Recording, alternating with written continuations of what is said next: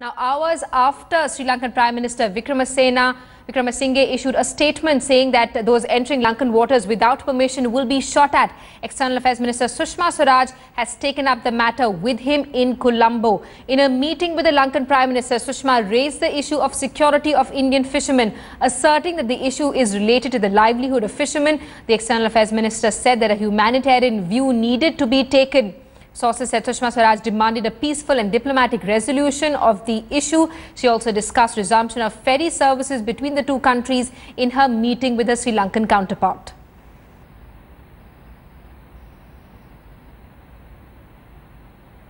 In a shocking statement to a local TV station, Sri Lankan Prime Minister Ranil Wickremesinghe justified action against Indian fishermen. He said the Lankan Navy follows the law of the land when it fires at Indian fishermen entering Lankan waters.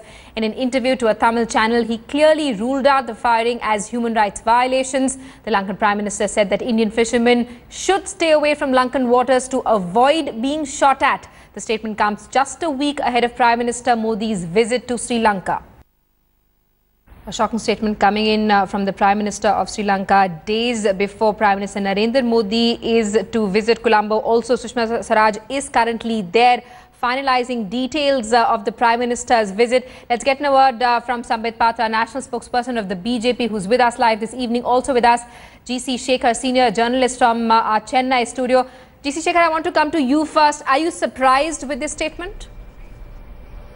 Yeah, it was first it was wrong timing and wrong choice of words because there have been some positive steps in solving the fishermen's issue, and for Mr. Wickremesinghe to say that to justify the firing of Sri Lankan Navy on Indian fishermen, on fishermen from Tamil Nadu, it comes as a shocking development.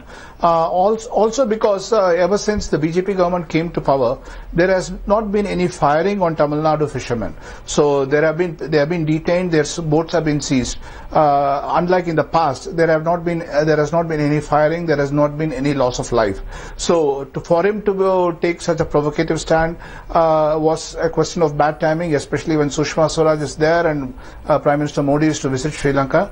And it is also because it is a wrong choice of words, because the fishermen are not going to attack Tamil Nadu from the fishermen are not going there to attack the Sri Lankan Navy or Sri Lankan fishermen. They are just going there for their livelihood.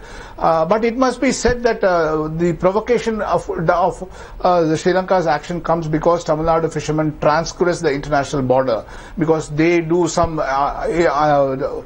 illegal fishing, they do a lot of overfishing, they adopt fishing practices that destroy marine life in Sri Lanka. And the persons who are affected are northern Sri Lankan Tamils. It is not as if that the Tamils from Tamil Nadu are actually depriving the Tamils of Sri Lanka of their livelihood. So there has been a process of talks has started, and it has to be pursued. And I think Wickremesinghe's words have come at a wrong time. That is what I feel. Absolutely. Sambit Patra, would you want to respond to that as Mr. Shekhar put it there, a provocation coming in from Sri Lanka days ahead of Prime Minister Modi's arrival in the country? Important to note, considering that the NDA government had time and again criticized the UPA for going soft on Sri Lanka.